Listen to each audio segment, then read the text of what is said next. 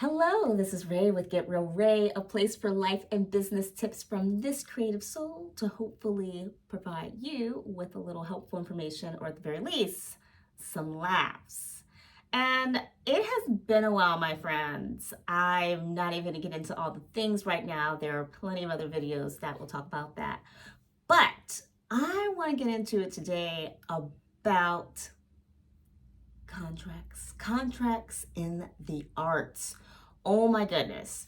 So, it's got to be a big deal if I don't even change my clothes and just throw on a camera so that I can share with those who are interested in listening. A screw up. Yes, a screw up. And I don't think I'm alone in the land of artistic screw ups. Let me explain. So, as an actor, it is very common in the industry to be told that in order to get big roles, you gotta get out there and you gotta just get working, right? So you've probably heard of a lot of big name talents who have been doing interviews saying things like, I went on 1,000 interviews before I got, or 1,000 auditions before I got my first big role. Or, I was cast in all kinds of crummy plays and was fired from half of them or something. I don't know. Everyone has their own story. Now, there are, of course, those who are born into families where maybe a parent is already an actor or someone is in the industry, and so that individual may not have to do as many auditions because they have someone kind of in the family that can vouch for them. Not saying that that person doesn't audition. A lot of the time they still have to audition, but they might not. You might not be hearing those kind of actors saying, well, I went on 1,000 auditions. That just might not be the case. And then, there are actors who are born into families who will vouch for them. And yet those actors are like, changing my name on my acting resume because I want to be based on my skill and my talent, not on the legacy of my family, the history of my family. So anyway, all of that aside, I was not born into a family of artists. And the work that I have done as an actor, the work that I have done as a dancer, all the work that I've done has just been based on my ability to train and then go out and try to get some work. With that being said, I do not like auditioning. I do not like it at all. I want to work. I don't want to pretend to want to work or pretend that this is going to be the best role ever. And of course, in this wackadoodle world that is acting, when you're starting out, they don't just say, hey, we want for you to play the lead, even though you have 0 credits showing us that you're fully capable of taking on this massive role. Now, with that being said, there's also the philosophy that, what does my friends say? Your net worth is your network. So the more you network as an actor, the more you know people, then the more work you get. And there is some truth to that. Absolutely. I know people who are, in my opinion, not very talented. Not saying as an actor, but just their skill set doesn't match what I would say would be like, oh my goodness, that is truly showing that you have a skill that many people would admire, and I want to learn from you, right? And the cool thing about hip hop dance is you might see somebody doing a dance with you, you're like, wow, I really admire your skill. I want to learn from you, right? And that's one of the reasons why I love hip hop. Yay!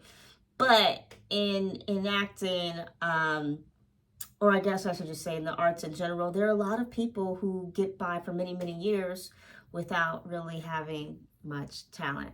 An example would be, I'm not going to name names, but there's an artist, I think she's still around and doing her thing.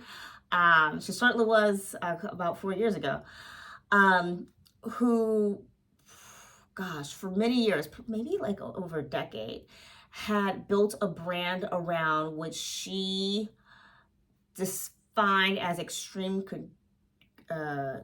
yoga, I think. And she also tried to say it was contortion. It was not contortion, and it really didn't qualify as yoga. It was really just like, hey, you have done yoga to the point where you have now, you're now disjointed, basically. You've now kind of knocked your shoulder out of its appropriate place, and your hips are no longer aligned the way they should be in a healthy manner.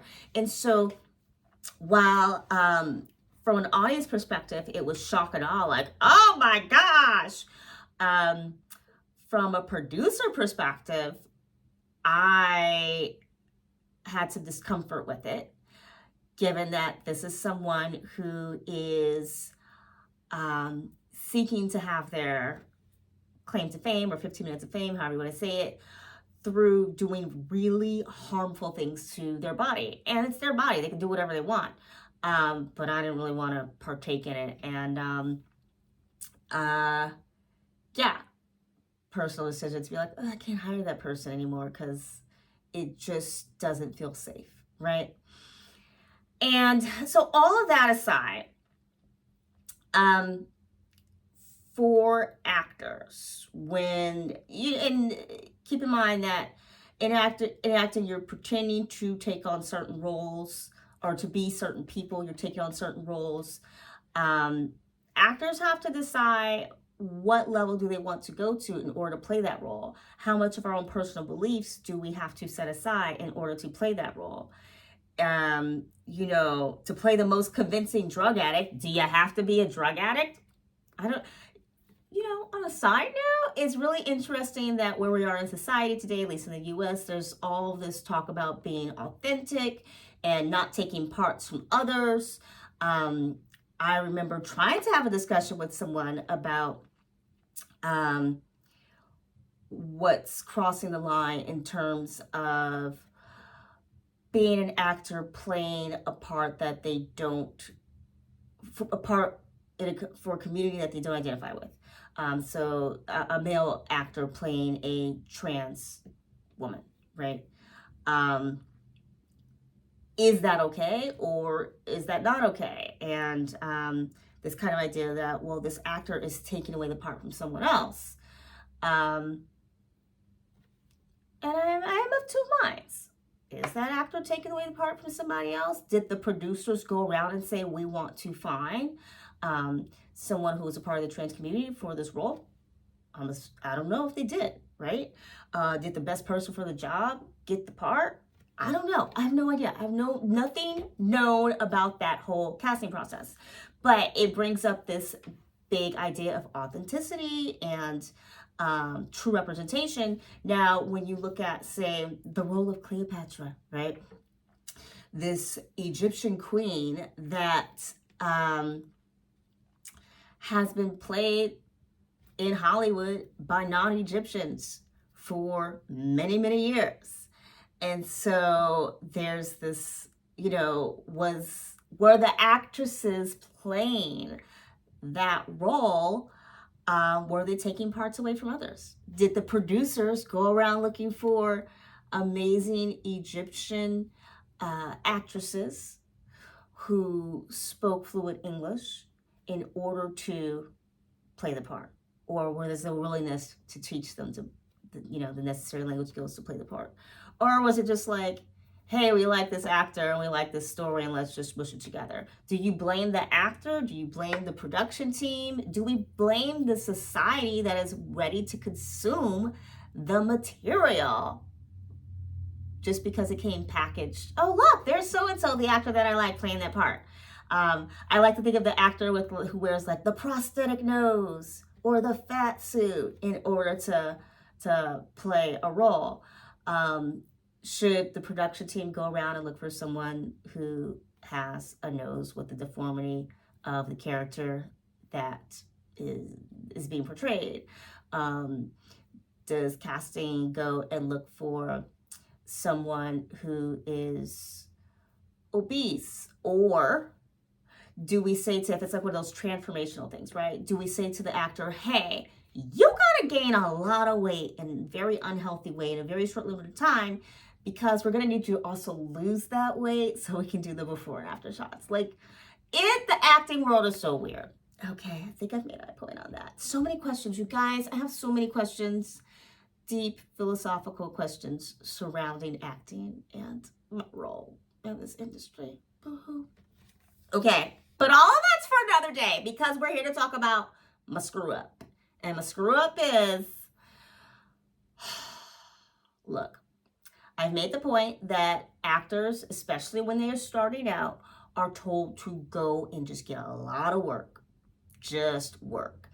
And you will hear working wealthy actors say, you do the role and you kind of forget about it. It could be years till the movie comes out, and so you just move on to the next role. You keep working, right? Got it. Good. Now, I am not new to acting. I've been acting for quite some time. With that being said, you keep working, you keep moving on.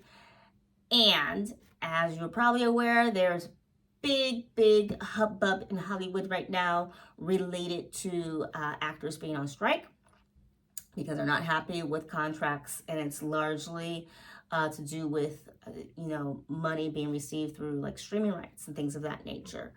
And if you don't know anything about that, I recommend looking up. There's a lot of really good YouTube videos.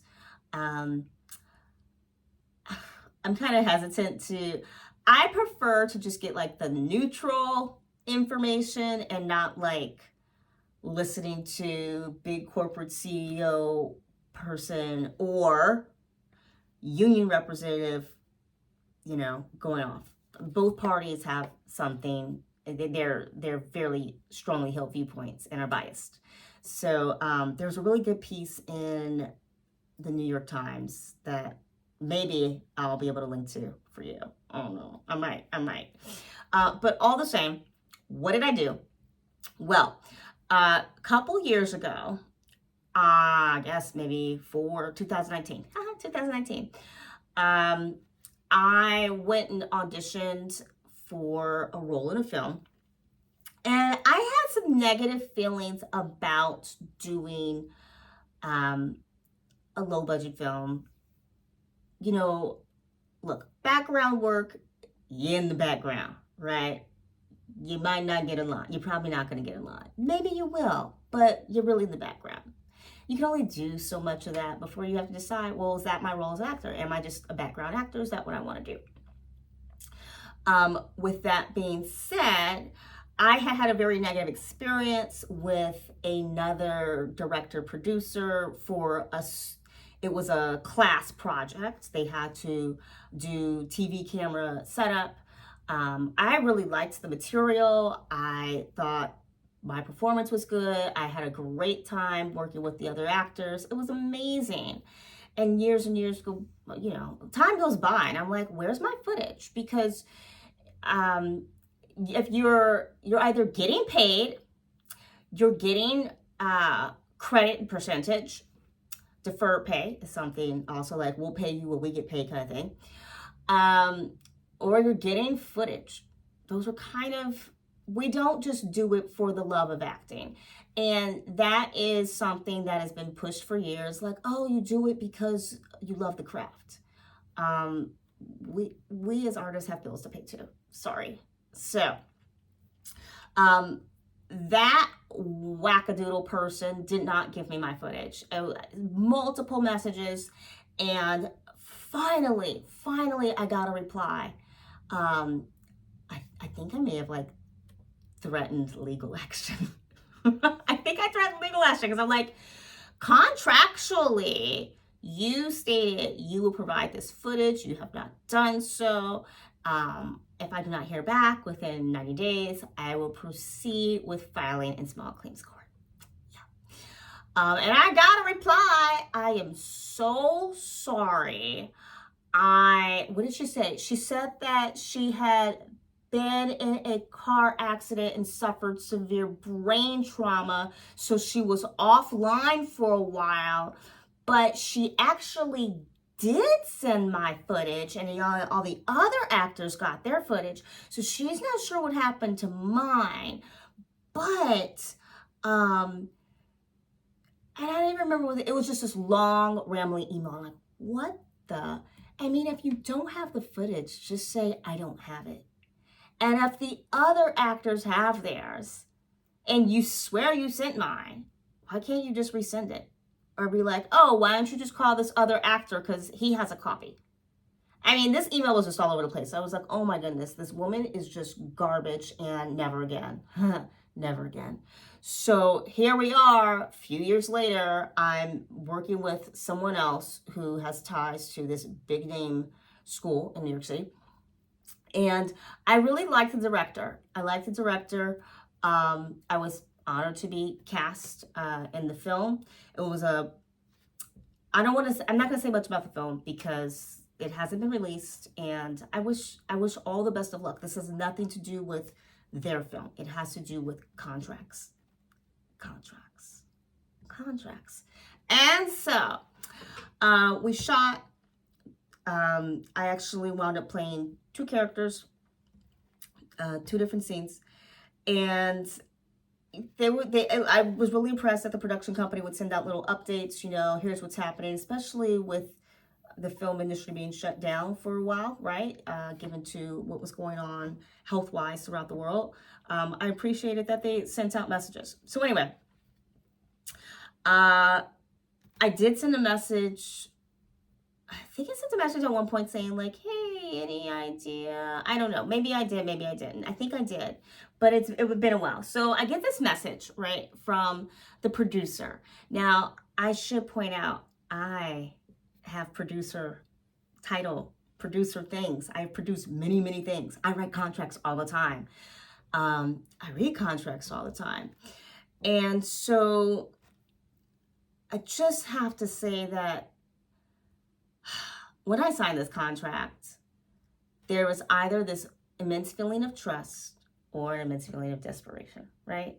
You want to trust the people that you're working with, and you want to trust that they have your best interest in mind. And when it's something that is a small project, you kind of don't want to have to feel like an a-hole by saying, I'm sorry, but the terminology here is just not to my satisfaction. And I think we're going to need to change some things if we're going to pursue moving forward.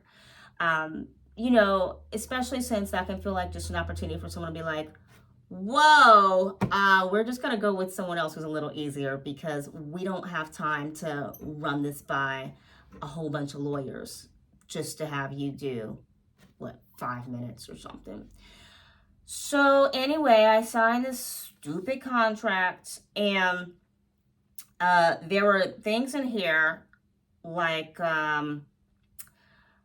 production company to license insignees and successors and interests, all rights of every kind and character in perpetuity in and into the actor's performance, appearance, likeness. So, and that is at the top. So, for eternity and beyond, even after my death, I have signed away the right for this company to say that I was a part of this film, and my footage can be used in any material they want to put together to promote that film. And it doesn't really sound bad. I mean, if you're promoting that film, okay. However, what happens when your scene doesn't make it to the final version of the film? Yeah, okay. So, the company does not have to credit me, but they did say that they would, and that the contract says they don't have to. But they did say in a message to me, hey, we're still going to credit you even though you're not in the final version. And I think that's fair, given that I still did the performance. What they chose to keep through editing is purely up to them. It has nothing to do with me. And so that is a lesson for me, is moving forward, I want to make sure that I insist on being credited regardless of whether or not my footage is used, and I'm gonna have to insist that I be credited for the role that I played. Now, automatically, why work with her? She seems like a problem. What's all this insistence? But I'm also at a point where I'm just like, you know what? If that isn't okay with whoever I'm working with, then it's probably not a production I should be working on, right? They're trying to cover their butts. I gotta cover my butt too. No obligation to produce or release the film. Okay. So they don't have to put the film out there.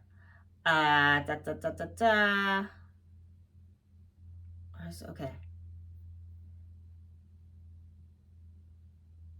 Let's see here.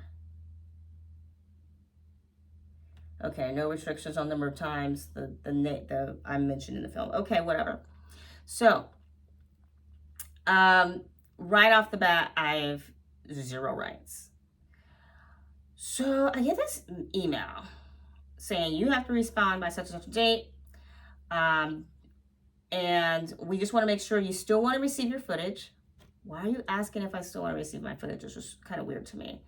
And just know that we're gonna credit you as such and such. Okay, so they're no longer attaching the names of the characters that I played to my being listed. And I was like, that's a little weird, but according to that contract, I don't have any rights.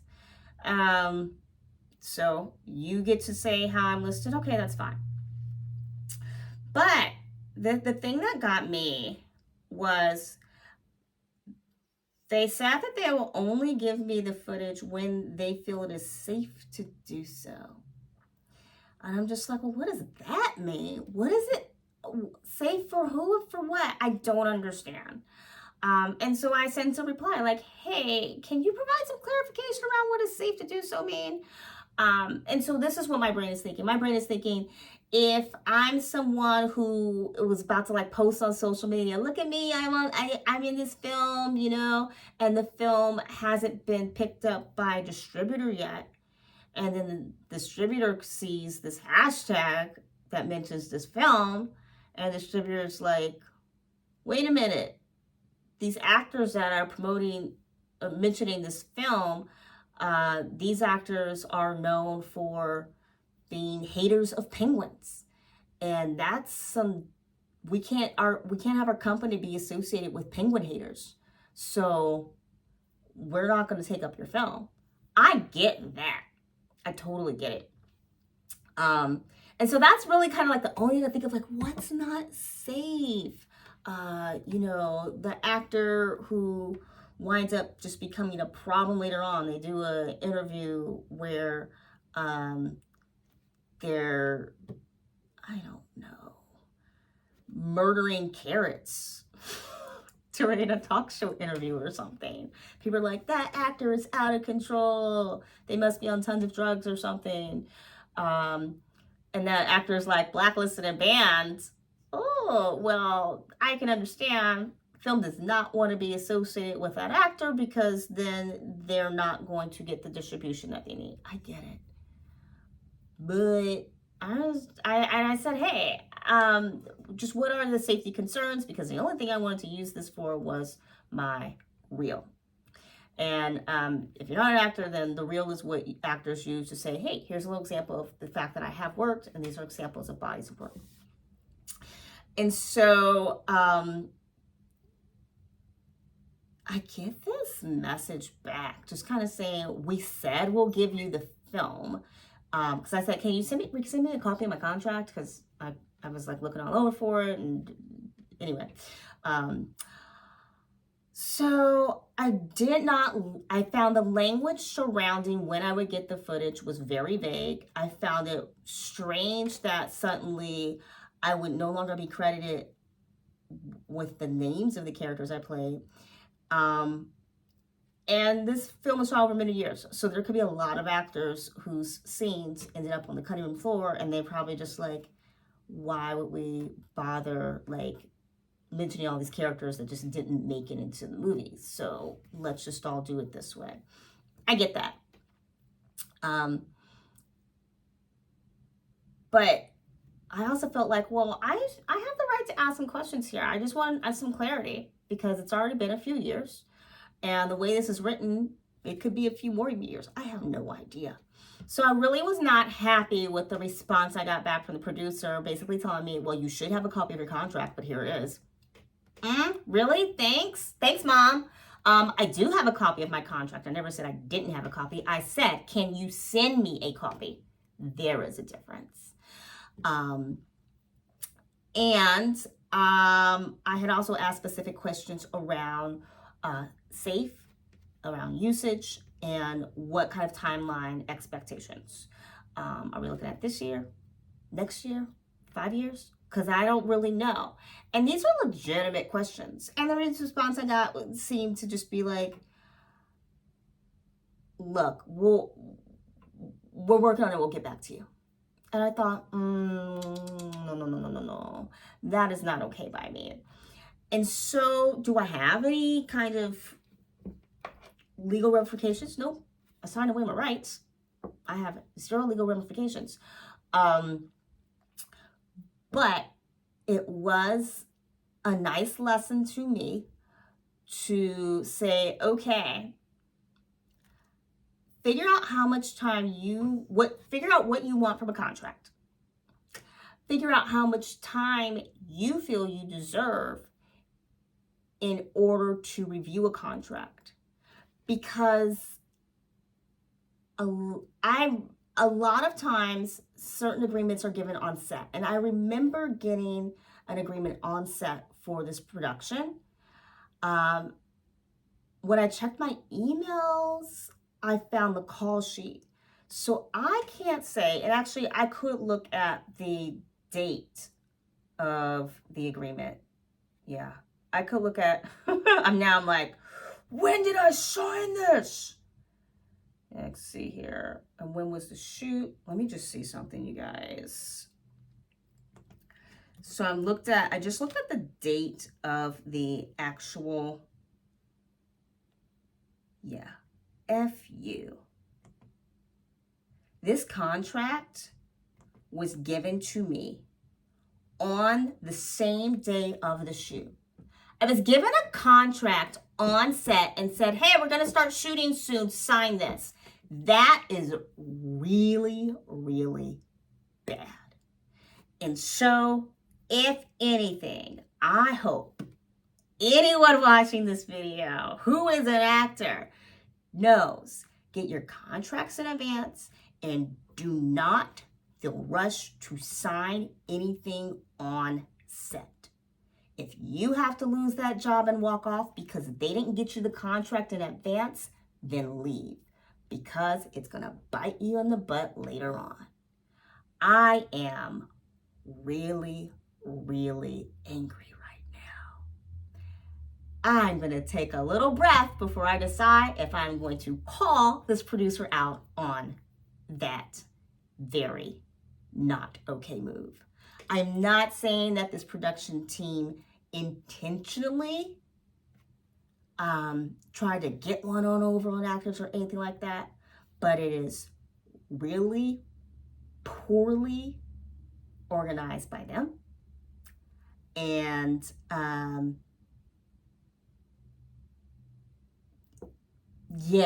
really poorly, or if it was a mistake, it's a really, really bad one, because now we're in positions like this.